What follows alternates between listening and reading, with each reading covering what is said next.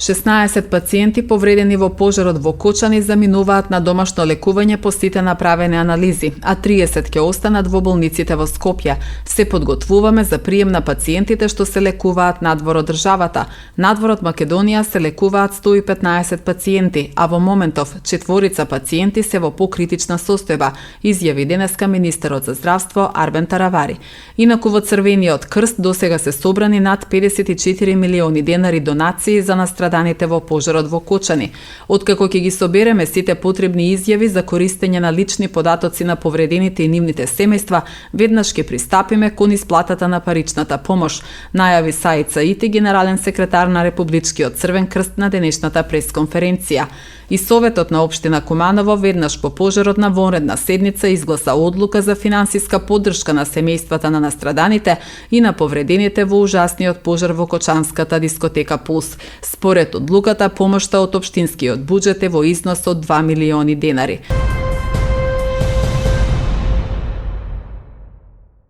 Полициски службеници од секторот за внатрешни работи Куманово викендов лишиле од слобода двајца кумановци на возраст од 25 и 35 години, поради постоење основи на сомнение за сторено кривично дело. Во текот на изминатата сабота во угостителски објект во Куманово, каде тие се одговорни лица, била пуштена музика, односно не била почитувана одлуката на владата за 7-дневна жалост. Веднаш е постапено од страна на полициските службеници на СВР Куманово и одговорните лица се лишени од слобода, а по документирање на случаите ќе бидат поднесени соодветни пријави, соопшти СВР Куманово. Освен во Куманово, контроли се извршени и на подрачјето на Скопје, Прилеп, Охрид и приведени се вкупно 17 лица, поради постоење основи на сомнение за непочитување на владината одлука.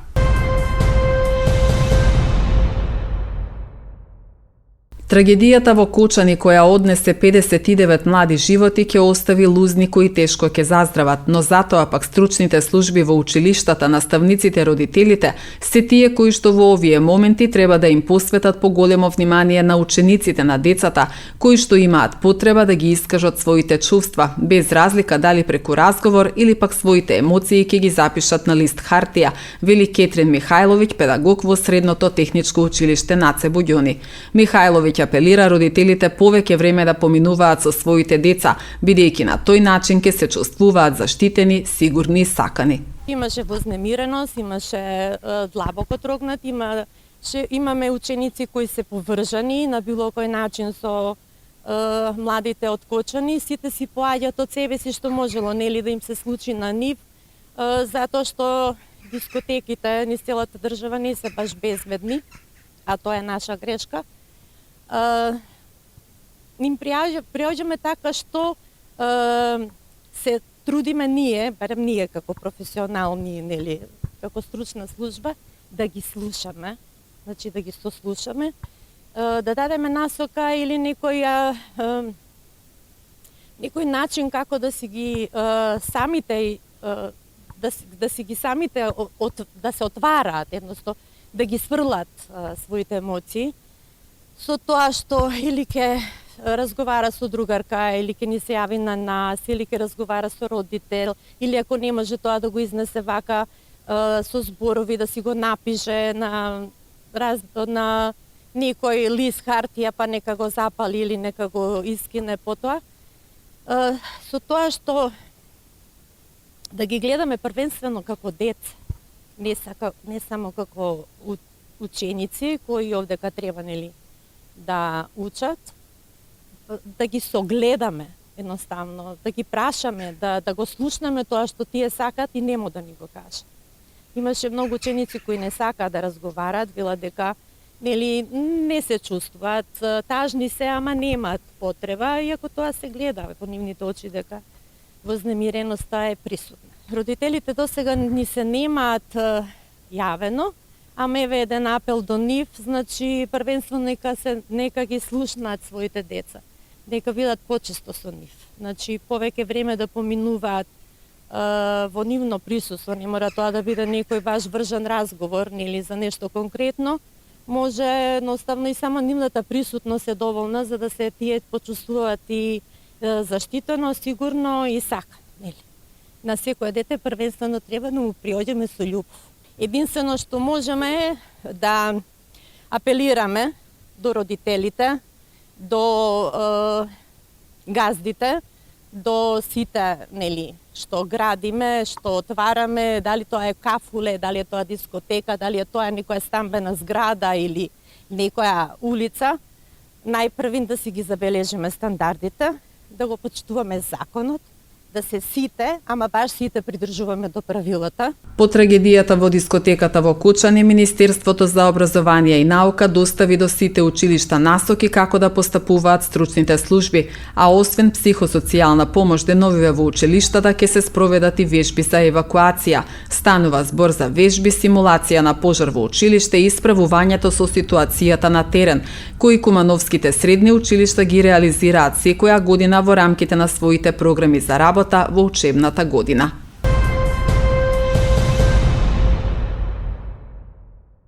Во рамките на проектот Заедно сме посилни преку врсничка едукација за подобро ментално здравје и ненасилство, Сдруженијето на граѓани Доверба од Куманово деновиве реализира работилници во кои се вклучени ученици од средните училишта Наце Боѓони, Гоце Делчев и Перо Наков. 27-те средношколци активно работат како да се справат со сопствениот стрес, како да побараат поддршка, а понатаму ќе работат и како тие да бидат поддршка во своите училишта, односно да ги едуцираат своите врсници и другари. Минуваме низ тежок период на колективно ниво. Трауматичниот настан од минатата недела предизвика директна траума кај преживеаните и нивните семејства, како и кај семејствата на починатите, но предизвика и индиректна траума кај населението во целата држава. Особено гледам дека кај младите и учениците предизвика силни емоции, истакна председателката на Доверба Дивна Јанкова. Навистина во овие тажни денови за Македонија, ова работилница најде на одек во училиштата дека е многу важна и самото тоа да станат свесни, да ги препознаат знаците кај себе, како и кај другарчињата, да знаат да побараат помош кога им е необходна и ако можат и тие да бидат веќе во овие моменти на поддршка на другите. Секакви реакции имаме, знаете, од плачење, повлекување до јавно изразување на лутина, бес, тага. Сето тоа го споделивме овде заедно, моментално работиме во тоа што ги прави стресни, да знаат како да се растеретат, односно да го канализираат стресот и да постават граници, сопствени граници до каде можат да поднесат, а од кога треба да побараат помош, да видат како можат начини на опуштање.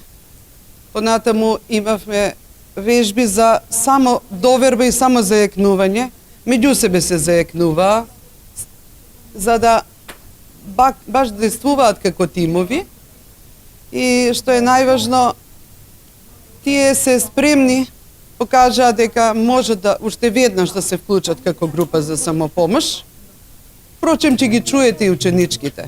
Нас не е важно што со ова мало нешто, што успеваме да дадеме поддршка во овие 3 училишта, секаде е потребно, верувам моите колешки психолози и се вклучив ја и преку комора на психолози, даваат помош која е неопходна секако.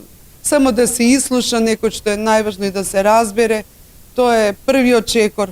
А уште повеќе ако можеш да му вратиш назад, да го закрепнеш и да го препознаеш болката на другиот. Во семејната средина прво да се кохезира, значи да се направи внатрешна соработка, да се разбере, да се ислуша секој со што се соочува. Да се отвори секој член на семејството, да сподели со најблиските, доколку утврдат дека не можат да одговорат на потребите на членот, да побараат помош. Шок и неверување, активирање на одбранбени механизми, процесуирање, реконструкција и прифаќање, прилагодување се состојбите на луѓето за кои што се разговараше и на денешната работилница. Сметам дека менталното здравје е многу важно за секој индивидуа, затоа што сите треба да знаеме како да се справуваме со нашите емоции. Јас се чувствувам исполнета затоа што сум дел од оваа работилница, затоа што учам како да се справувам со моите емоции и допринесувам за себе, а знам дека ќе можам да помогнам и на другите. На овие работилници учиме како да одржуваме баланс со емоциите помеѓу приватниот живот и останатите обврски кои ги имаме. Менталното здравје е исто така важно како и физичкото. Јас сум многу среќна затоа што сум дел од оваа работилница, затоа што менталното здравје е многу важно и пред се знам дека си помагам сама на себе, а потоа имам прилика да помогнам и другите, затоа што анксиозноста, стресот е многу присутен денеска кај младите генерации и мислам дека со помош на оваа работилница пред се ќе пружиме помош, ќе пружиме подршка, што е многу важно и навистина е време да се урне стигмата за менталното здравје и стресните ситуации кои се во нашето секојдневие да се олеснат со помош на пружање на помош, подршка. Едноставно полесно е кога знаеш дека има некој што ќе ти се обрати, што знаеш што да ти каже и ќе те смири во најтешките моменти. Главно ние одиме на овие работилници, на овие проекти, поради тоа што првин треба да се справиме со самите себе за да можеме да помогнеме на другите, бидејќи ако ние немаме внатрешен мир, како ќе има другите од нас.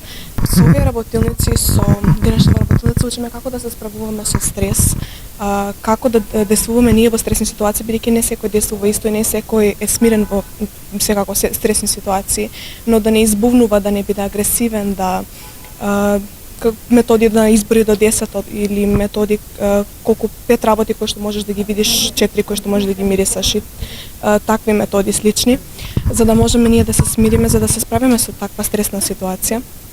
Главно на овие работилници ние сме тука да си го подобриме нашето ментално здравје, за да потоа можеме во нашите училишта да помагаме со нашите соученици, бидејќи едноставно порано не е имало и денеска нема поддршка многу голема. Сакаме ние да сме таа поддршка која што да биде спроведена во училиштата за да направиме подобра средина за сите.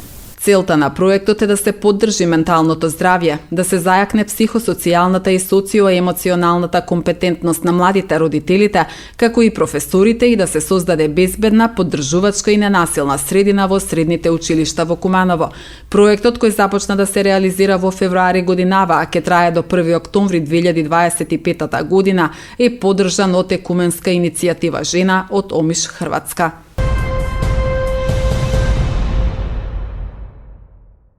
4 години и 10 месеци ќе одлежи 60 годишниот државјанин на Република Бугарија кој што измами 60 годишна Кумановка за 30.000 евра. Одлучил денеска Основниот суд Куманово. Осудениот е прогласен за виновен за едно кривично дело измама. Максималната казна за ова дело е 5 години затвор.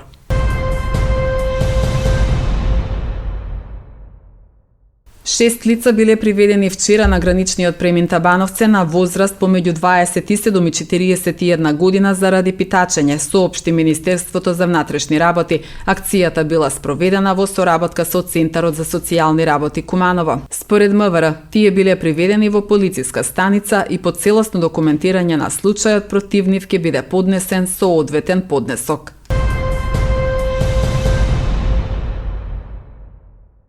Опожарени греди пожарникарите гаселе во дворно место во селото Студена Бара. Опожарена сува трева гаселе во селата Љубодрак и Романовце, а на потегот село Четирце Табановце пожарникарите интервенирале на запалена сува трева и контейнер во текот на вчерашниот ден. Опожарена сува трева и смет пожарникарите гаселе и на улицата Доне Божинов во близина на Репетитор.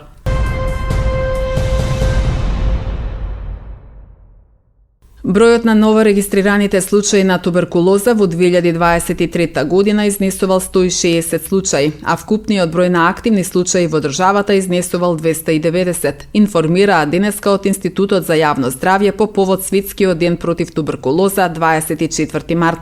Пораката за Светскиот ден против туберкулоза годинава е "Време е за акција". Состојбата за 2023 е слична како и за претходните години, со мало намалување во споредба со 2018 и 2019 година, каде бројот изнесувал 217 за 2018, односно 199 случаи за 2019 година. Вкупниот број на активни случаи во државата за 2023 година изнесувал 290, од нив 230 биле мажи, а 60 жени, информираа денеска од институтот. Туберкулозата е заразна болест што главно ги напаѓа белите дробови, но може да зафати и други органи како што се коските, мозокот и бубрезите. Болеста се шири преку воздухот кога заразеното лице кашла или кива. Некои од најчестите симптоми што ги наведува Институтот за јавно здравје се долготрајна кашлица повеќе од 2 недели, болка во градите, замор и слабост, ненадено губење на телесна тежина, ноќни потења и треска.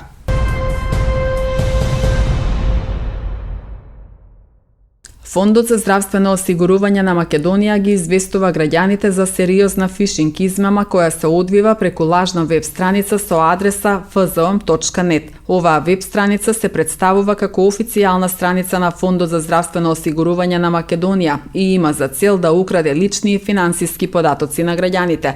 Измамниците преку fzom.net се обидуваат да ги измамат граѓаните да ги внесат своите лични податоци, податоци за здравствено осигурување, податоци за банкарски сметки и кредитни картички, кориснички имиња и лозинки. Фондот за здравствено осигурување на Македонија категорично ги предупредува граѓаните да не ги внесуваат своите лични податоци на веб страницата fzom.net. Официјалната веб страница на фондот е исклучиво fzo.org.mk.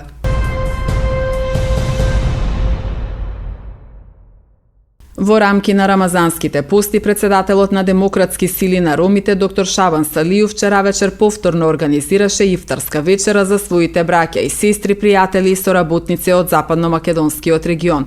Ова дружење не е само прилика заедно да го поделиме оброкот, туку и момент за зајакнување на меѓусебните односи и создавање нови пријателства. Ифтарската вечера е прилика барем за момент да ги заборавиме нашите секојдневни обврски, заедно да споделиме искуства и да разговараме на теми кои не зближуваат, но и да се сетиме на сите оние вредности кои не поврзуваат: потчита, разбирањето и солидарноста, истакна Салију.